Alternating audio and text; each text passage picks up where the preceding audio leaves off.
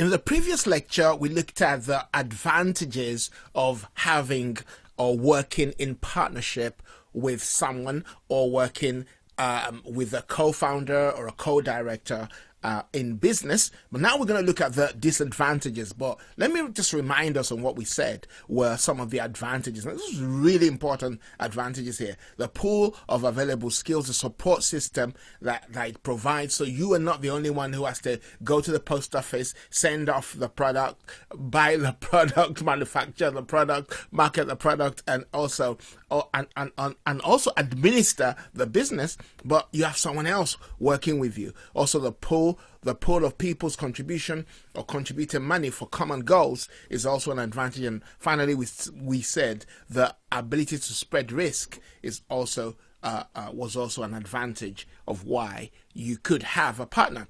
But let's look at some disadvantages of partnerships. And really, this talks about the reasons why partnerships don't work.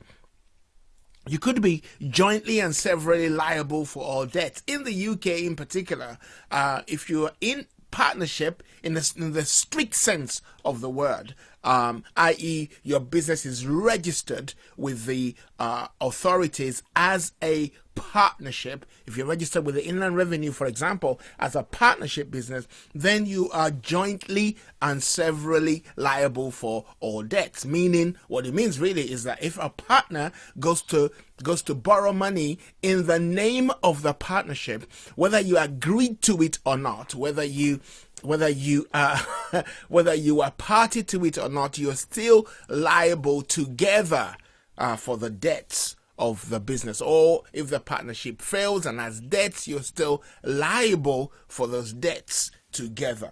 So that's one key disadvantage. In fact, that's one of the reasons why people choose to run a limited liability company, or what's called the LLC in the US, instead of a strict sense of being partnership or being a partnership. Now, remember that what we're really talking about here is that you need to have a partnership agreement, because if you have a partnership agreement and a partner violates that agreement, then at least you have recourse in the court of law that says, hang on, we have a partnership agreement that says this person was not supposed to go borrow money without my signature, without my express written without an express written document. So they violated the partnership agreement. So therefore, it's their fault. So they need to pay, and I'm out. So, but without that agreement written, you won't be able to do that. So that's why we're going to look at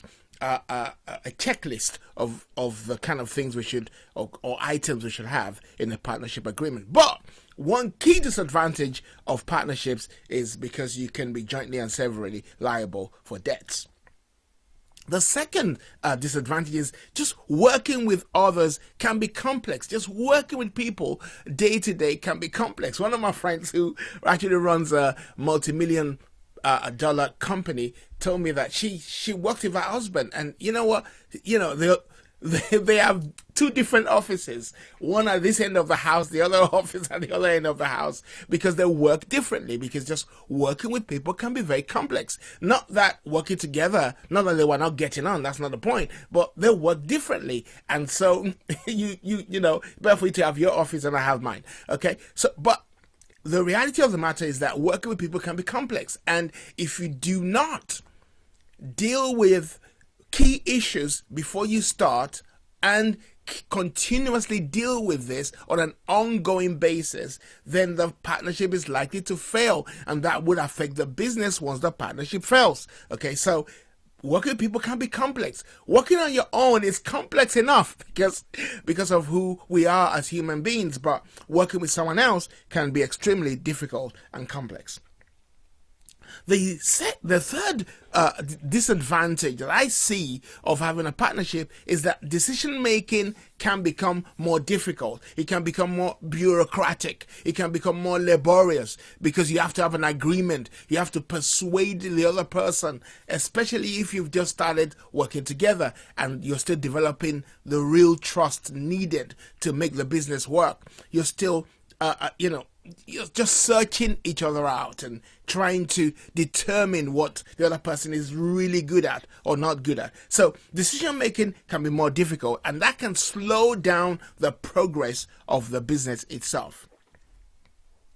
Another disadvantage is that to draw up a partnership agreement will cost you money. It can cost you anything from, I don't know, $2,000 to to hundreds of thousands perhaps, but or tens of thousands, maybe the hundreds of thousands, tens of thousands. But I'm going to give you a checklist today that at least it can form the basis upon which you start, so you don't have to go pay anyone. But I'm not saying don't get a solicitor. Please, by all means, get a solicitor as soon as you can afford one and get going on it, because it's important. However, you would discover that in many countries, when you sign an agreement, it's still legally binding. Okay, so I'm going to give you a checklist that you can at least work with to get you going. So that will remove that disadvantage.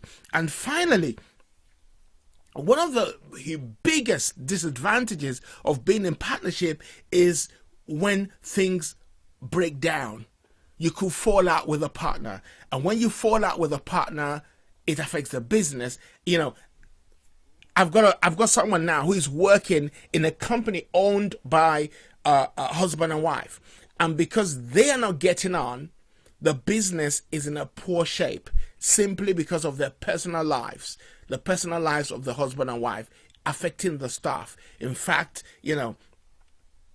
when you think about it, people bring their personal issues to work, and if that's affecting the partner, then that's going to affect their performance in the business. At least for most people, you have some people, they could be going through any issue outside work, but they're always focused on their work and they get their work done. But if you fall out with one of your partners, or you fall out with a key partner, then it's likely to affect the business. For example, a partner can decide that, they've had enough, they just want to sell out and go. And it could be that at that time, you don't want large amounts of money to leave the business because you're going to have a cash flow issue.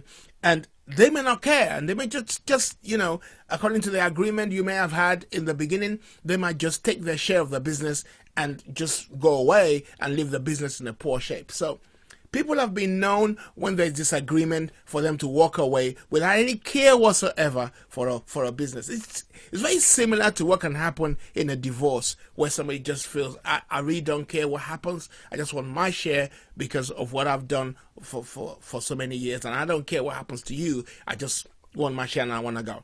So that can happen also in a partnership, because in the partnership it's very similar to being married, and we know that the children many times are the ones that suffer the most when it comes to a divorce. And in the same way, the business you have birthed together can suffer if there is a split with the partners. So that's a key disadvantage that's going to be managed from inception and going to be continuously managed as you go along. All right, I'll see you in the next lecture.